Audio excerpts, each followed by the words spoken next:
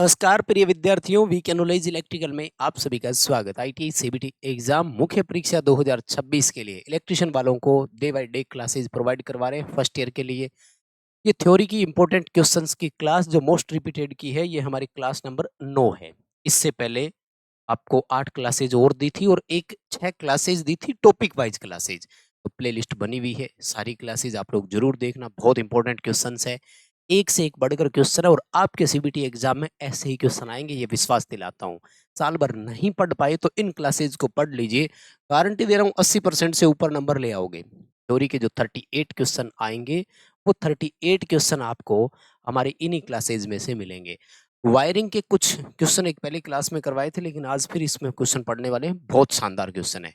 सबसे बड़ी बात क्या है कि आपका जो एग्जाम होगा उसमें सीबीटी मोड रहेगा, कंप्यूटर पे आएगा। वही ऑनलाइन वाला मॉक टेस्ट हमने ऐप में प्रोवाइड आपको फ्री में करवा रखा है, तो लिंक डिस्क्रिप्शन में है। We can knowledge electrical download कर लीजिए ऐप, सेम लोगो होगा, सेम नाम होगा और एप्लीकेशन पर जैसे ही ओपन करोगे तो आपके सामने यहाँ पर सीधा ये देखो फ्री टेस्ट का विकल्प आएगा।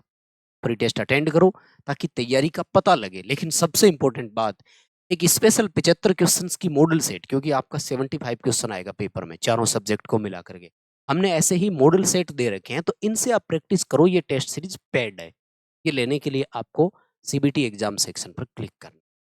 कहते हैं ना कि बिना अभ्यास के रण में जाने वाला योद्धा अक्सर युद्ध हार जाया करता है, तो रण में जाने से पहले आप भी थोड़ी प्रैक्टिस कर लीजिएगा। और प्रैक्टिस के लिए ये पूरा model set P Y Q दे रखा है एंड साथ में फ्री स्टडी मटेरियल से आप लोग जो है वो कुछ पीडीएफ डाल रखी है, उनको पढ़ ले सकते हैं सीधा, जहां से एग्जाम आपको देखने को मिल जाएगा। चलो सब कुछ छोड़ दीजिएगा, फ्री वाले टेस्ट है, अटेंड जरूर करना, आपके लिए बहुत इंपॉर्टेंट।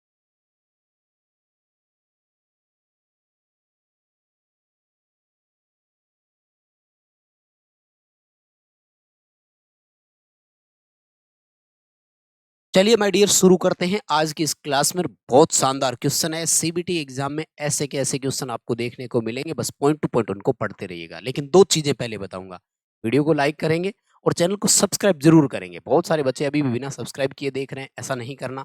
एंड इम्पोर्टेंट कि आपके एग्जाम तक हर दिन आपको अपडेट भी पहुंचाते जा रहे हैं, टाइम टू टाइम एग्जाम कब होगा, प्रैक्टिकल कैसे देना है, थ्योरी में कितने क्वेश्चन आएंगे, मिनिमम पास मार्किंग कितनी है। तो इसके लिए इतना सपोर्ट तो बनता है, चैनल को सब्सक्राइब कर लीजिए अभी से। आगे की क्लास आएगी तो नोटिफिकेशन नहीं मिलेगा। सवाल सुनिए, क्या पूछ रहे हैं? अर्थ दोष लूप प्रतिबाधा की गणना करें यदि ईएलसीबी की ट्रिपिंग करंट 50 मिली एम्पीयर है। बहुत शानदार क्वेश्चन है, कंपटीशन एग्जाम में आता है, भर्ती परीक्षाओं की जो बच्चे तैयारी करते हैं ना, उनके सवाल आता है। यहाँ पे दरअसल आपसे इसने जेड पूछा है। दरअसल जेड कैलकुलेट करने के लिए फॉर्मूला होता है वी अपॉन आई, लेकिन एक बड़ा सवाल, यहाँ हमें वोल्टेज तो दिए ही नहीं, केवल ट्रिपिंग करंट दी है। और वो पूछ रहा है अपन से कि अर्थ फाल्ट का जो लूप इम्पीडेंस है उसकी कैलकुलेशन कीजिए। मैं यहाँ पे एक चीज और आपको क्लियर करूं, मान लीजिए अब की बार एग्जामिनर थोड़ा सा आपको कंफ्यूज वैसे तो करेगा नहीं, खैर 99% सेम टू सेम क्वेश्चन ही आएगा, लेकिन एक छोटा सा बदलाव भी तो करना है एग्जामिनर सर को। 30 मिली एम्पियर की जगह 50 मिली एम्पियर कर दिया, तब क्या करोगे? तो थोड़ा सा रटना नहीं है चीज को, कारण सहित उत्तर को याद रखना है। तो मैं आपको एक बात बताता हूँ, ध्यान से सुनिएगा। ये एक फिक्स नियम है आपका, और वो फिक्स नियम क्या है? फिक्स नियम ये है कि जो लूप का वोल्टेज है, जब फॉल्ट ऑक्योर होता है उस दौरान वो 50 वोल्ट से ऊपर नहीं जाना चाहिए। Permissible loop fault loop voltage या पोटेंशियल कितना है? वो 50 वोल्ट है। यानी यहाँ पर ये लाइन आपको याद रखनी थी। तो ये 50 वोल्ट दिया हुआ है अप्रत्यक्ष रूप से, यूं समझ लीजिए। अब आपको क्या करना है, 50/30 मिली एम्पियर है ना, मिली हटाओगे तो 10⁻³ ये -3 कैलकुलेशन होकर के ऊपर चला जाएगा, 50 × 10⁻³ हो जाएगा प्लस में, राइट। इसमें आपको 30 का भाग दे। माय डियर, कैलकुलेशन करके मिलान करना, 1666 ओम आपके इस क्वेश्चन का आंसर आएगा। बताओ सवाल समझ में आया क्या? देखो, अब किसी को लग रहा होगा कि गुरुजी यार स्लो करा रहे हो, धीमे चल रहा है ये वो, तो थोड़ा सा आपको बता दूं, प्रोसेस यही रहेगी, क्योंकि जब तक कारण सहित उत्तर बताएंगे नहीं ना, तो फिर पता नहीं लगेगा इस आंसर आया कैसे। कुछ आंकड़े हैं जिनको याद रख सकते हो आप, उनको इजी कर सकते हैं। जैसे ये सवाल है, BIS, bureau of Indian standard आ सकता है पूरा नाम, एक क्वेश्चन और बता दिया। फर्स्ट ईयर में ऐसे सवाल आते हैं कि BIS का पूरा नाम बताइए। Bureau of Indian standard. जो कठोर कंड्यूट होता है ना, उस पर थ्रेड की लंबाई क्या है, यानी जो चूड़ियां निकलती है कठोर कंड्यूट पे, तो वो है आपकी 11 mm से लेकर 27 mm। ठीक है ना, बी ऑप्शन के साथ जाना है। ये सीधा क्वेश्चन आता है, इसका डेटा फिक्स है, इसकी वैल्यू में कोई चेंज नहीं हो सकता, तो ये क्वेश्चन बदल करके नहीं आएगा, सेम टू सेम ही आएगा। इसलिए आप लोग जो है वो इस क्वेश्चन को बहुत अच्छे तरीके से याद कर लीजिएगा और सीधा याद कर लीजिएगा। अगला सवाल देखो, आप लोग आंसर करिए इसका, मैं बताता हूँ आपको। ठीक है, सवाल क्या पूछ रहा है, क्वेश्चन कह रहा है कि गैस टाइट विस्फोटक स्थापना के लिए किस प्रकार का कंड्यूट का उपयोग करेंगे। कहने का मतलब ये है कि जहाँ गैस वाला सिस्टम है ना, वहां पे गैस खुद प्रेशराइज्ड होता है। देखो, प्रेशर से अगर पाइप फट गई तो हो गया लीकेज, काम गड़बड़ हो गया ना। इसका मतलब हम लोग वहां पे नॉन मेटालिक तो नहीं लगाएंगे, लगाएंगे तो मेटल वाला ही, और मेटल में सबसे बढ़िया GI है, और वो भी लगाएंगे कौन सा, हार्ड वाला, कठोर वाला लगाएंगे, रिगिड स्टील कंड्यूट लगाएंगे। ठीक है ना, फ्लेक्सिबल नहीं लगाएंगे बिल्कुल भी, एंड स्टील का होना चाहिए। रिगिड में भी नॉन मेटालिक नहीं लगाएंगे, क्योंकि नॉन मेटालिक में क्या आता है, PVC आता है, तो PVC और GI में प्रेशर ज्यादा कौन झेल पाएगा। इतना बेसिक कंसेप्ट तो अपन को भी पता है ना। तो इसमें भी B4 बॉम्बे वाले ऑप्शन के साथ जाएंगे। अच्छा, हम जब एक्स्ट्रा पॉइंट आपको बताते रहते हैं तो कई बार सही आंसर पे टिक नहीं लगा पाते हैं। आप ये जरूर कंफर्म करें हर क्वेश्चन का कि सही उत्तर क्या है। जैसे इस क्वेश्चन का आंसर बी है, क्योंकि 99% आपके पेपर में सेम टू सेम क्वेश्चन ही आते हैं, ना ऑप्शन बदलते हैं ना सवाल बदलता है। इसलिए आप उनको पहले कंफर्म करें। एक्स्ट्रा बातें याद रखनी है, अच्छी बात है, वो कोई दिक्कत नहीं है। ठीक है ना। अब जैसे ये देखो अगला सवाल, MCB में धात्विक पट्टी है, उसका काम पूछ रहा है आपसे, है ना। तो ये मेटालिक पट्टी जो है ना, वास्तव में देखो MCB का एक बार पेपर में सवाल आया, सेकंड ईयर में भी आएगा, दोबारा आएगा। पूरा नाम तो याद ही है ना, मिनिएचर सर्किट ब्रेकर। इसकी खास बात होती है कि ये आपको ओवरलोड और शॉर्ट सर्किट दोनों से प्रोटेक्ट करता है। MCB एकमात्र ऐसा सिस्टम है तो ओवरलोड होने पे भी बचाता है, शॉर्ट सर्किट से भी बचाता है। फ्यूज शॉर्ट सर्किट में उड़ता है, ओवरलोड में नहीं। ओवरलोड रिले केवल ओवरलोड आता है तब उड़ता है, शॉर्ट सर्किट में नहीं, क्योंकि शॉर्ट सर्किट इंस्टेंट आता है, ओवरलोड रिले धीरे धीरे ऑपरेट होती है। तो MCB में क्या है, ये दोनों गुण डाल दिए। ओवरलोड रिले के लिए डाल दिया द्विधात्विक पट्टी, बाइमेटलिक स्ट्रिप।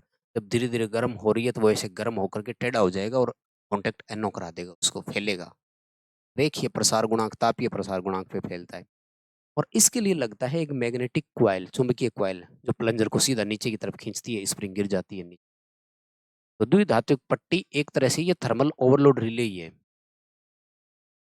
ये एक तरह से थर्मल ओवरलोड रिले ही है, ओवरलोड से प्रोटेक्शन करती है। शॉर्ट सर्किट से सुरक्षा का पूछ लिया जाए ना, तब आएगा मैग्नेटिक प्लंजर, मैग्नेटिक क्वाइल, या इलेक्ट्रोमैकेनिकल सिस्टम बोल देना उसको। इलेक्ट्रोमैकेनिकल मतलब इलेक्ट्रिकल से मैग्नेट बना था और मैग्नेट ने प्लंजर को नीचे गिराया, क्योंकि प्लंजर मैकेनिकल पार्ट है, जैसे अपना TPIC स्विच हुआ करता था। सवाल देखो, अवशिष्ट धारा सर्किट ब्रेकर RCCB, एक ELCB होता है ना, अर्थ लीकेज सर्किट ब्रेकर, इसका पूरा नाम है रेजिडुअल करंट सर्किट ब्रेकर। तो ये क्या करते हैं, ये हमें जब करंट लीकेज होती है तो उसके कारण झटका ना लग जाए, उससे प्रोटेक्ट करता है। अब यहाँ इसने क्या किया है, आपको बहुत गहराई तक ले गया। ध्यान से सुनना, मैं बताता हूं। इसका सही उत्तर A है, लेकिन अगर किसी पेपर में A ऑप्शन में नहीं हो तब आप लोग D उत्तर के साथ जा सकते हैं। ये लीकेज करंट से प्रोटेक्शन करता है। लेकिन अभी यहाँ पे क्या मीन निकल रहा है, यहाँ पे मीन ये निकल रहा है कि लीकेज करंट से नहीं बचाएगा। क्या मतलब, कि करंट को लीकेज होने से नहीं बचाएगा। करंट तो लीकेज हो सकता है, इंसुलेशन कभी भी फेल हो गया, करंट लीकेज होगी, लेकिन जैसे ही करंट लीकेज हुआ इसने सप्लाई को ट्रिप कर दिया। तो इससे फायदा क्या हुआ, इससे फायदा ये हुआ कि हमें इलेक्ट्रिक शॉक से प्रोटेक्शन मिल गई, यानी विद्युत झटका नहीं लगा। अब ये गहरी बात है, मतलब प्राथमिकता इसको दे, क्योंकि जैसे देखो पेपर में सवाल आएगा कि फ्यूज का काम क्या है। फ्यूज का काम दोष को रोकना नहीं है। फ्यूज का काम क्या है?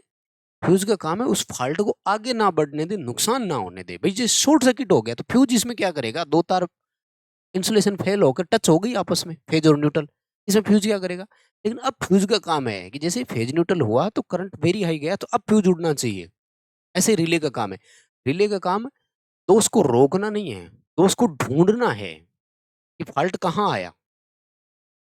फॉल्ट को होने से नहीं रोक सकता। मोटर को ओवरलोड होने से रिले थोड़ी रोकेगी। ओवरलोड तो मान लो मोटर का बेरिंग सीज हो गया चलते चलते, अब रिले बेचारी क्या करेगी? लेकिन बेरिंग सीज होने पर करंट धीरे धीरे बढ़ रहा है तो रिले गर्म होकर के ट्रिप करवा दे। इससे हमें पता लग गया कि यार ट्रिप हुआ है, मतलब मोटर में ओवरलोड आई है। ये बहुत गहरा क्वेश्चन है। अगर मैं बताऊं आपको ए ऑप्शन नहीं दिखाई दे तो 90% बच्चे डी ऑप्शन के साथ ही जाते, और सही है, बहुत हद तक सही है। लेकिन जब ये ऑप्शन में नहीं हो तब, ठीक है ना, ये ध्यान रखना है आपको। अभी क्या करना है? ए ऑप्शन करना है, राइट? आ तो रहा है क्या सबको समझ में? पहले तो ये बताओ, मुझे कैसे पता लगेगा समझ में आ रहा है कि नहीं? आप लाइक करिए भाई इस क्लास को। आपके लाइक्स को मैं देखूंगा, मुझे पता लग जाएगा इतने बच्चों ने लाइक किया, मतलब इनको बहुत बढ़िया से समझ में आया। कहाँ से देख रहे हो ये जरूर बताना क्लास कंप्लीट हो जाने पर। लेकिन आगे बढ़ने से पहले आपको जरूरी जानकारी दूं, फ्री वाले टेस्ट अटेंड करो ऐप में। बिल्कुल ऐसे ही क्वेश्चन जैसे अभी क्लास में करवा रहा हूँ, बिल्कुल ऐसे ही क्वेश्चन जो आपके एग्जाम में आएंगे, हमने ऐप में फ्री दे रखा है। डिस्क्रिप्शन में है, ऐप डाउनलोड कर लीजिए या फिर प्ले स्टोर से सर्च कर लीजिए नाम वीके नॉलेज इलेक्ट्रिकल। लोगो सेम, नाम सेम, और ये रहा फ्री टेस्ट का विकल्प। लेकिन मॉक टेस्ट पेड वाले भी आप लोग जरूर ज्वाइन करना। ये रहा सीबीटी एग्जाम का सेक्शन, यहाँ मिल जाए। बहुत मेहनत से बनाए हैं तो जरूर उसको भी ज्वाइन करिएगा। थोड़ा मैं भी अप्रिशिएट किया करो चीज़ों को। सवाल देखो अगला, अस्थायी प्रतिष्ठानों के लिए कौन सी वायरिंग काम में लेते हैं? तो सवाल आपसे पूछे जाएंगे, ठीक है ना। अस्थायी में कौन सी है? क्लीट वायरिंग। एक तो ये वाला क्वेश्चन बार बार आ रहा है, और एक वो दूसरा, बहुमंजिला इमारतों के लिए कौन सी वायरिंग? ये बताना। देखिए फिर,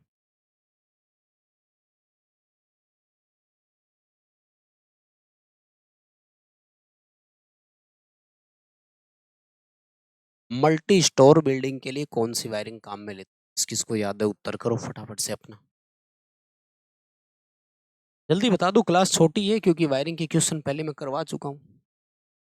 तो मल्टी स्टोर वाले के लिए ट्री सिस्टम आएगा, याद रख लेना, बहुत ही अच्छा है। एंड आई होप कि आपको बहुत बढ़िया से पहले से पता भी होगा। नेक्स्ट सवाल देखो क्या पूछ रहे हैं, करिए आप लोग उत्तर, तब तक मैं पानी वानी पी लेता हूँ। जल्दी बता दीजिए अपना उत्तर। क्योंकि लूप इन मेथड जो है ना, ये वायरिंग के लिए सबसे उपयुक्त माना गया है। इसमें आपके तारों की बचत की विधि सबसे ज्यादा बताई गई है। 3-4 मेथड होते हैं, सीलिंग रोज वाला और वो भी है। यहाँ पे देखो वो कह रहा है कि फेज कंडक्टर को कहाँ लगाया जाता है, लूपिंग सिस्टम में फेज लगता कहाँ है। तो दरअसल लूपिंग सिस्टम के लिए सॉकेट से हम लोग निकालते हैं। ये थोड़ा सा सहमत तो नहीं है, लेकिन डीजीटी इसी को मान रहा है तो आप यही करके आना, नंबर इसी से मिलेंगे। वैसे तो ध्यान रखना, लूपिंग सिस्टम में जो फेज निकाला जाता है ना, वो स्विच से लूपिंग निकाली जाती है।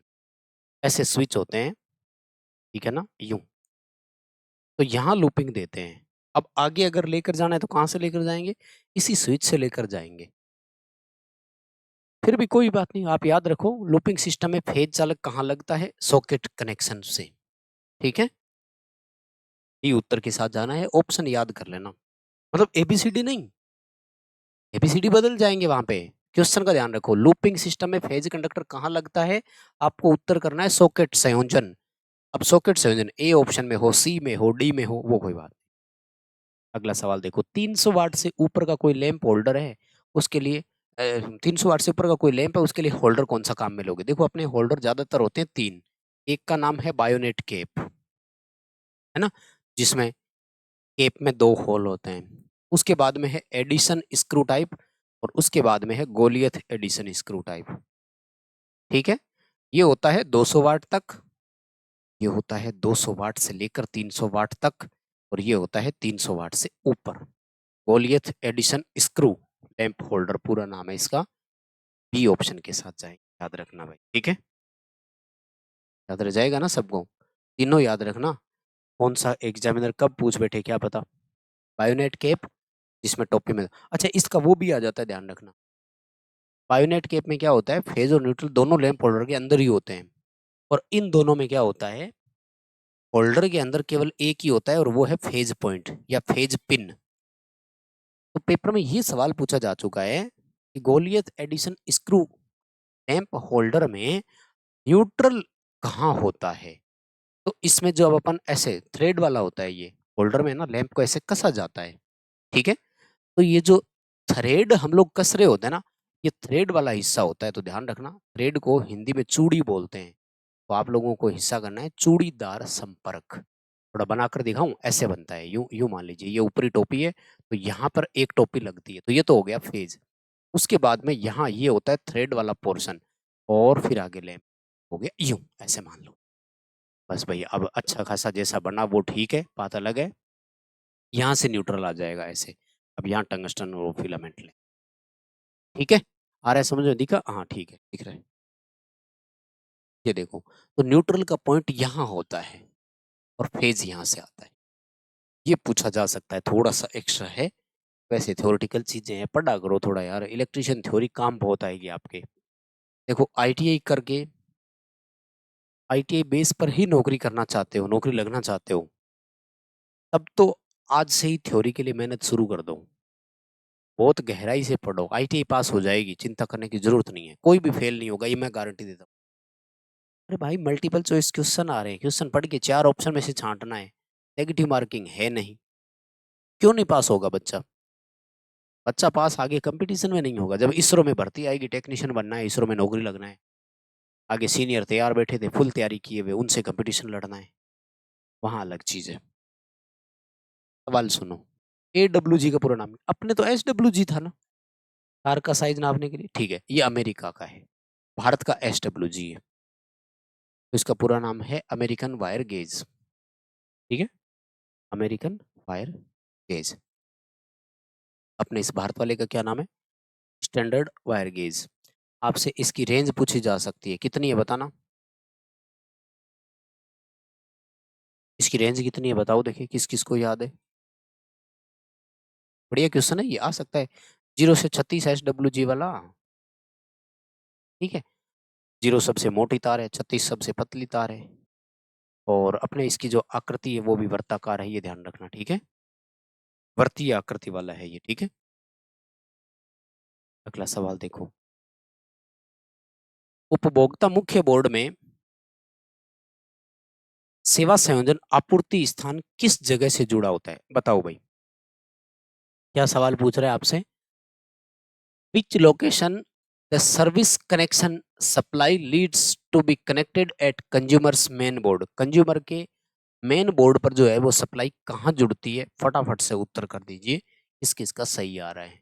सर्विस कनेक्शन का सवाल बड़ा इंपॉर्टेंट रहता है और आता भी है पेपर में, बोलते किसको है मैं बताता हूँ आपको, सुनो। जो पोल होता है ना, इस पोल को बोलते हैं डिस्ट्रीब्यूटर बोलते हैं। यूं लाइनें जा रही थी, दो पोल है, यहाँ से उपभोक्ता के घर के लिए टेपिंग निकालनी थी, तो ये जो तार है ना, इसको बोलते हैं सर्विस मेन्स। पेपर में आया बहुत है, कंपटीशन एग्जामों में खूब आता है, सर्विस मेन्स बोलते हैं। सर्विस मेन से सीधी निकल के एनर्जी मीटर में आती है, ये ध्यान रखना। मीटर से पहले कोई स्विच नहीं लगता है, ये ध्यान रख लेना। यहां तक निगम वालों का, ये आपका नहीं है, उपभोक्ता को हक नहीं है मीटर को छेड़े वो। मीटर से एक तार निकाल करके आपके घर में मेन स्विच में आपको दे दी, अब आप ऑपरेट करिए, यानी यहां से हक शुरू है आपका। तो आप डिस्ट्रीब्यूट कहां से करोगे, वो लाइट एंड फैन और पावर सब सर्किट के लिए अलग अलग तारें निकालनी है ना, अब यहां से अलग अलग निकालते हो, तो उपभोक्ता अपने लिए कहां से लेकर जाता है, मेन स्विच में से लेकर, ठीक बात है। ऊर्जा मीटर तक की ये जो केबल है, इसको सर्विस मेन्स बोलते हैं, एनर्जी मीटर में डायरेक्ट सप्लाई आती है। अगला सवाल देखो, घरेलू वायरिंग में लीकेज करंट का मान कितना है, बहुत नॉर्मल क्वेश्चन है, पहले भी करवा चुके हैं। 1/5000वां भाग है FLC का, FLC का मतलब है फुल लोड करंट। जैसे किसी घर में लोड है 5 एम्पियर, इसका मतलब है यहाँ पर अगर 1 मिली एम्पियर करंट लीकेज हो रहा है, तो कोई बात नहीं, ये चलेगा, 1 मिली एम्पियर अगर लीकेज हो रहा है तो चलेगा, अगर लोड 5 एम्पियर है तब। ठीक है, वैसे जो हमारा ईएलसीबी होता है वो लगभग 30 मिली एम्पियर अनबैलेंस करंट पे ही ट्रिप मारता है। तो 30 मिली एम्पियर का मतलब पता है आपको कितना हो गया? इसको 30 से मल्टीप्लाई कर लो, यानी 150 एम्पियर तक घर में लोड को ऑब्जर्व कर जाएगा, जबकि आम सिंगल फेज उपभोक्ता के घर में 150 एम्पियर का लोड होता नहीं है। सवाल नंबर अगला, घरेलू वायरिंग स्थापना का परीक्षण करने के लिए आपको कौन सा उपकरण चाहिए? घर में वायरिंग प्रॉपर हुई कि नहीं हुई, अब सप्लाई ऑन करने से पहले आपको टेस्ट करना होगा। इसमें इंपॉर्टेंट रोल रहता है इंसुलेशन रेजिस्टेंस टेस्ट के बारे में, आईआर टेस्ट बोलते हैं, और इसके लिए मेगर का इस्तेमाल कर। आईआर पूरा नाम इंसुलेशन रेजिस्टेंस है, हिंदी में रोधन प्रतिरोध बोलते हैं। रोधन प्रतिरोध की जगह कुछ जगह कुचालक लिख देते हैं और आपसे इसकी इकाई पूछी जाती है। फर्स्ट ईयर में इतने इजी क्वेश्चन भी आते हैं कई बार, यार कर सकते हैं। तो रोधन प्रतिरोध की इकाई मेगा ओम में होती है। इसके बारे में एक थंब रूल बनाया गया है। आपने मेगर चेक किया, सामने आपके ऑफिसर्स बैठे थे, आपने उनको कहा कि ओके सर, डन सर, और इसका मतलब क्या है? ये 1 है, यानी इंसुलेशन प्रतिरोध 1 मेगा ओम से ऊपर होना चाहिए। थंब रूल ये कहता है। अगर पेपर में कभी आ जाए तो इतना भी नहीं पूछा जाएगा। एक वो है 50 बटे उपभोग बिंदुओं की संख्या से अधिक होना चाहिए, है ना? 2 सवाल बनते हैं आपके इसमें। अरे बहुत बड़ी थ्योरी है यार, क्या क्या पढ़ा है। इसके लिए साल भर आपको पढ़ना ही चाहिए मेरे हिसाब से। तो जब आप जल्दी में रहते हो ना, तो थोड़ा सा जल्दी में ही रह जाते हैं फिर अपन, है ना? नेक्स्ट देखो क्या करें। वायरिंग इंस्टॉलेशन में लूपिंग मेथड का इस्तेमाल क्यों करते हैं, बताओ? लूपिंग का मतलब होता है, ये स्विच था, अब आगे सप्लाई लेकर जानी है तो क्या करोगे? यहीं से लेकर चले जाओ, बीच में कहीं जॉइंट नहीं लगाना पड़ता है। जहां लास्ट वायरिंग खत्म हुई वहीं से लूप निकाल करके आगे ले गए। ट्री प्रणाली में अपन क्या करते हैं? कट लगा करके जॉइंट लगाते हैं। लूपिंग मेथड में जॉइंट नहीं लगता, तो यही सबसे बड़ी इंपॉर्टेंट बात है। No separate joints are use. अलग से पृथक से किसी भी जॉइंट की आवश्यकता नहीं होती है और कोई इस्तेमाल। अगला सवाल देखो, स्टोक एंड डाई का क्या इस्तेमाल है? यार ये टूल वाले क्वेश्चन इन्होंने बीच में क्यों डाले हैं? वायरिंग में टूल के क्वेश्चन डाले हैं। स्टोक एंड डाई सेट है ना, ऐसे थ्रेड निकालने के काम आता है। चूड़ी, चूड़ी कहाँ निकालते हैं? वर्ताकार कोई हो ना, उसके ऊपर साइड में नट बोल्ट जिसको बोलते हैं ना। जैसे ये मान लीजिएगा एक हेड है ऐसे, ठीक है ना, ये वाला, इस पे आपको थ्रेड बनानी थी, यहाँ पे ऐसे ये थ्रेड होती है। तो इस पे थ्रेड बनाने के लिए स्टोक एंड डाई का इस्तेमाल होता है। बेलनाकार पर बाहरी थ्रेड, सी उत्तर आएगा। आउटर साइड में थ्रेड बनानी हो ना, तब। आजकल तो इनर सेट भी आने लग गया वैसे, होल के अंदर अगर थ्रेड बनानी हो ना, जैसे अपने मोटर का कोई स्टेटर है, तो उस स्टेटर के अंदर भी बनाना हो तो वो भी आता है। सवाल देखो, आगत, आगत मतलब इनपुट होता है। बिजली आपूर्ति में प्रदान किए गए फ्यूज का उद्देश्य क्या है? मतलब सबसे पहले इनपुट में जो फ्यूज लगाए आपने, वो क्यों लगाए थे? सिंपल सी बात है, फ्यूज क्या करता है? कोई भी आगे दिक्कत होगी तो तुरंत उड़ जाए। लाइन में कोई फॉल्ट नहीं है, ना ही लाइन ओवरलोड है। इनपुट फ्यूज का मतलब है आगे की पूरी लाइन को इसने चेक कर ली।